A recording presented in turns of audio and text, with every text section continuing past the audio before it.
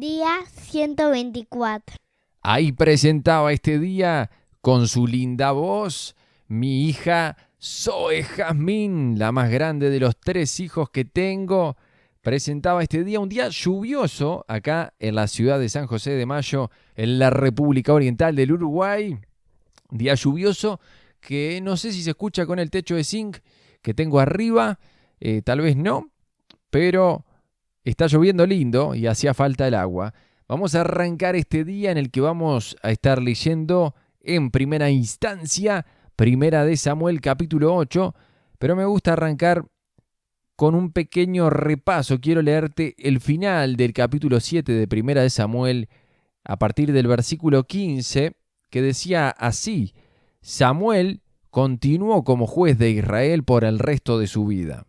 Cada año hacía un recorrido y establecía su tribunal, primero en Betel, luego en Gilgal y después en Mizpa.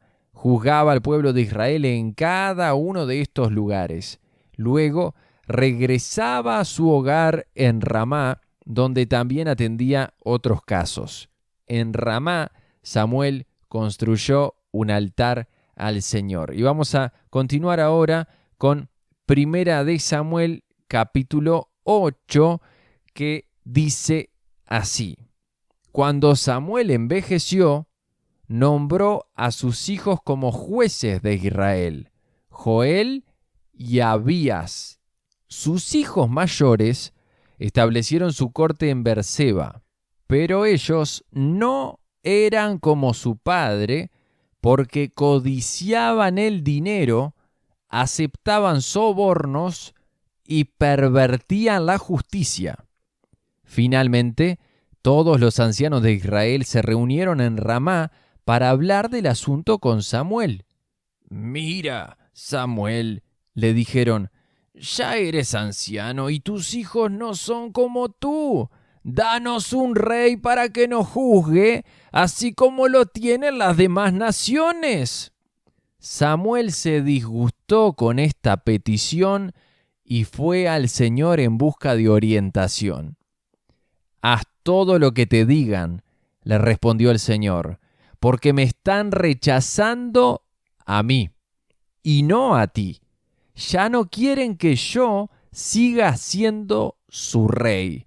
Desde que los saqué de Egipto, me han abandonado continuamente y han seguido a otros dioses, y ahora te tratan a ti de la misma manera. Haz lo que te pidan, pero adviérteles seriamente acerca de la manera en que reinará sobre ellos un rey». Entonces Samuel transmitió la advertencia del Señor al pueblo que pedía un rey. «Esta es la manera en que un rey gobernará sobre ustedes», les dijo. «El rey reclutará en el ejército a los hijos de ustedes y los asignará a los carros de guerra y a sus conductores y los hará correr delante de sus carros». Pequeño paréntesis acá, esa voz media avejentada, así es la de Samuel. Si prestaste atención en el comienzo del capítulo, decía que Samuel ya estaba en su vejez. Sigo en el versículo 12. «Algunos serán generales y capitanes del ejército. Otros serán obligados a arar y a cosechar los cultivos del rey. Y otros harán las armas y el equipo para los carros de guerra. El rey tomará a las hijas de ustedes y las obligará a cocinar, a hornear y a hacer perfumes para él. Les quitará a ustedes lo mejor de sus campos, viñedos y huertos de olivos, y se los dará a sus oficiales. Tomará 1/10 parte de su grano y de sus cosechas de uvas y la repartirá entre sus oficiales y miembros de la corte.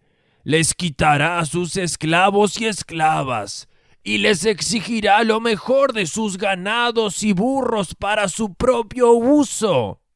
Les exigirá la 10ª parte de sus rebaños, y ustedes serán sus esclavos. Cuando llegue ese día, suplicarán ser aliviados de este rey que ahora piden, pero entonces el Señor no los ayudará. Sin embargo, el pueblo se negó a escuchar la advertencia de Samuel. «Aún así, todavía queremos un rey», dijeron ellos. «Nuestro deseo es ser como las naciones que nos rodean. El rey nos juzgará y será nuestro líder en las batallas». Así que Samuel le repitió al Señor lo que el pueblo dijo. Y el Señor respondió: «Haz lo que te piden y dales un rey». Entonces Samuel estuvo de acuerdo y los envió a sus casas. Ahí finalizamos 1 Samuel, capítulo 8, en el que en el arranque de este capítulo vimos que los hijos de Samuel no se portaban bien. Y qué triste esto, ¿no? Que así como él había crecido ante el sacerdote Elí, ¿no? Su madre Ana de chico lo había dejado ahí en el templo, y los hijos de Elí no fueron un buen ejemplo para el pueblo. Tristemente, Samuel replicó una mala paternidad porque no fue un buen padre para sus hijos tampoco, como lo había sido el sacerdote Elí. Qué triste, ¿no? El pueblo se acerca a él y dice: todo bien con vos, Samuel, pero tus hijos no queremos que nos gobiernen, no queremos que sigan como vos venís siendo el juez, el profeta, el sacerdote, ¿no? Tus hijos ni loco. Queremos un rey. Y le dolió a Samuel, y Dios le dijo: no te rechazan a vos, me están rechazando a mí. Ya no quieren que yo sea su rey. Y aunque Samuel le dio toda esa gran advertencia de lo que el rey iba a hacer, que iba a hacer lo que quisiera con el pueblo, que le podía llegar a sacar a sus hijas, a sus hijos, las cosechas, todo, el pueblo dijo: queremos un rey. Queremos un rey. Y bueno, Dios dijo: dales un rey. Ahora, me duele mucho el corazón de Dios, de cómo sintió este dolor y este rechazo, y cómo lo siente con cada uno de nosotros y con cada persona que no acepta querer tener a Jesús como su rey, sino que quiere otro, yo quiero vivir como tiene aquel, la vida de aquel, o lo que, en vez de decir yo quiero que Jesús sea mi rey, que Dios sea mi rey, ¿no? Cuánto le dolió en el corazón este rechazo de parte del pueblo, pero Dios se lo dio el rey que ellos querían, es lo que vamos a ver ahora a continuación. Y si recordás cuando vimos la ley de Moisés, de hecho, Dios ya había establecido en un momento que cuando quieran tener un rey, y ya había dado algunas indicaciones. Eso lo habíamos visto en Deuteronomio capítulo 17. Bueno, vamos a continuar ahora con 1 Samuel capítulo 9, que dice así: había un hombre rico e influyente llamado Cis, de la tribu de Benjamín. Era hijo de Abiel, hijo de Seror, hijo de Becorat, hijo de Afía, de la tribu de Benjamín. Su hijo, Saúl, era el hombre más apuesto en Israel. Era tan alto que los demás apenas le llegaban a los hombros. Cierto día, los burros de Cis se extraviaron y él le dijo a Saúl: lleva a un siervo contigo y ve a buscar los burros. Así que Saúl tomó a un siervo y anduvo por la zona montañosa de Efraín, por la tierra de Salisa, por el área de Salim y por toda la tierra de Benjamín, pero no pudieron encontrar los burros por ninguna parte. Finalmente entraron a la región de Suf, y Saúl le dijo a su siervo: volvamos a casa. Es probable que ahora mi padre está más preocupado por nosotros que por los burros. Pero el siervo dijo: se me ocurre algo. En esta ciudad vive un hombre de Dios. La gente lo tiene en gran estima, porque todo lo que dice se cumple. Vayamos a buscarlo, tal vez pueda decirnos por dónde ir. Pero no tenemos nada que ofrecerle, respondió Saúl. Hasta nuestra comida se acabó y no tenemos nada para darle. Bueno, dijo el siervo, tengo una pequeña pieza de plata, al menos se la podemos ofrecer al hombre de Dios y ver qué pasa. En esos días, si la gente quería recibir un mensaje de Dios, decía, vamos a preguntarle al vidente, porque los profetas solían ser llamados videntes. Está bien, aceptó Saúl, hagamos el intento. Así que se encaminaron hacia la ciudad donde vivía el hombre de Dios. Al ir subiendo la colina hacia la ciudad, se encontraron con unas jóvenes que salían a sacar agua. Entonces Saúl y su siervo les preguntaron, ¿se encuentra por aquí el vidente? Sí, les contestaron. Sigan por este camino. Él está junto a las puertas de la ciudad. Acaba de llegar para participar de un sacrificio público que se realizará arriba, en el lugar de adoración. Apúrense para que lo puedan encontrar antes de que suba a comer. Los invitados no comenzarán a comer hasta que él llegue para bendecir los alimentos. De modo que llegaron a la ciudad y mientras entraban por las puertas, Samuel iba saliendo hacia ellos para subir al lugar de adoración. Ahora bien, el Señor le había dicho a Samuel el día anterior, mañana a esta hora te enviaré a un hombre de la tierra de Benjamín, úngelo para que sea el líder de mi pueblo Israel. Él lo librará de los filisteos porque desde lo alto he mirado a mi pueblo con misericordia y he oído su clamor. Cuando Samuel vio a Saúl, el Señor le dijo, ese es el hombre del que te hablé. Él gobernará a mi pueblo. Justo en ese momento, Saúl se acercó a Samuel a las puertas de la ciudad y le preguntó, ¿podría decirme, por favor, dónde está la casa del vidente? Yo soy el vidente, contestó Samuel. Sube al lugar de adoración delante de mí. Allí comeremos juntos. En la mañana te diré lo que quieres saber y te enviaré de regreso.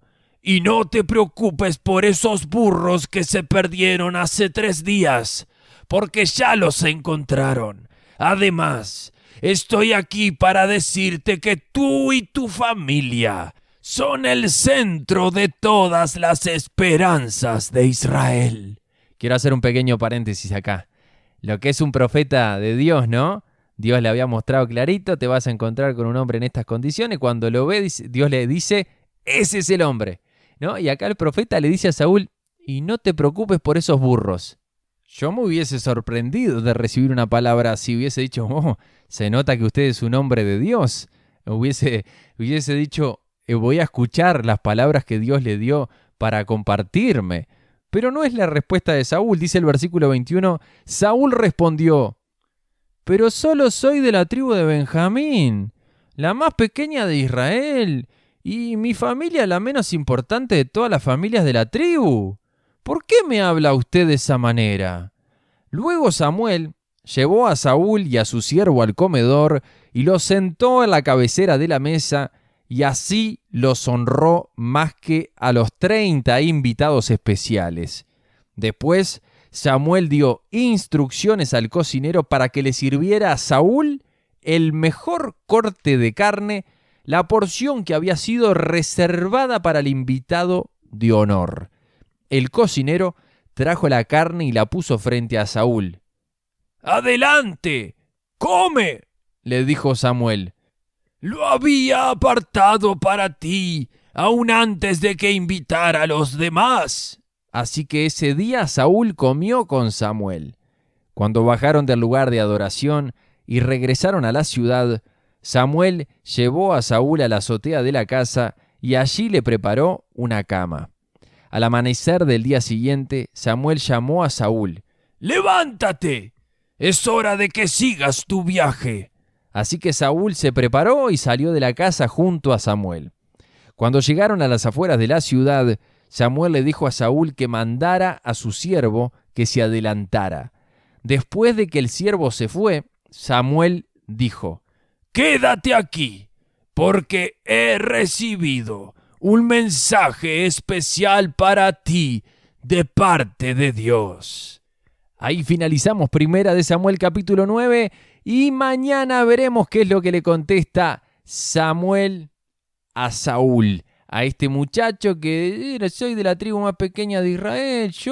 A este muchacho Saúl vamos a ver qué es lo que le dice Samuel, pero lo veremos en el día de mañana. Ahora nos vamos rapidito para Romanos capítulo 7, que dice así: «Ahora bien, amados hermanos, ustedes que conocen la ley, ¿no saben que la ley se aplica solo mientras una persona está viva?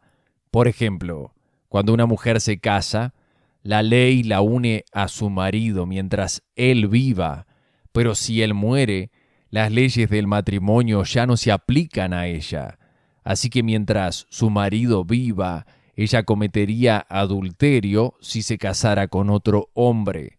Pero si el esposo muere, ella queda libre de esa ley y no comete adulterio cuando se casa de nuevo. Por lo tanto, mis amados hermanos, la cuestión es la siguiente: ustedes murieron al poder de la ley cuando murieron con Cristo y ahora están unidos a aquel que fue levantado de los muertos. Como resultado, podemos producir una cosecha de buenas acciones para Dios. Cuando vivíamos controlados por nuestra vieja naturaleza, los deseos pecaminosos actuaban dentro de nosotros y la ley despertaba esos malos deseos que producían una cosecha de acciones pecaminosas, las cuales nos llevan a la muerte. Pero ahora fuimos liberados de la ley, porque morimos a ella y ya no estamos presos de su poder. Ahora podemos servir a Dios, no según el antiguo modo, que consistía en obedecer la letra de la ley, sino mediante uno nuevo, el de vivir en el Espíritu. Ahora bien, ¿acaso sugiero que la ley de Dios es pecaminosa? De ninguna manera. De hecho, fue la ley la que me mostró mi pecado.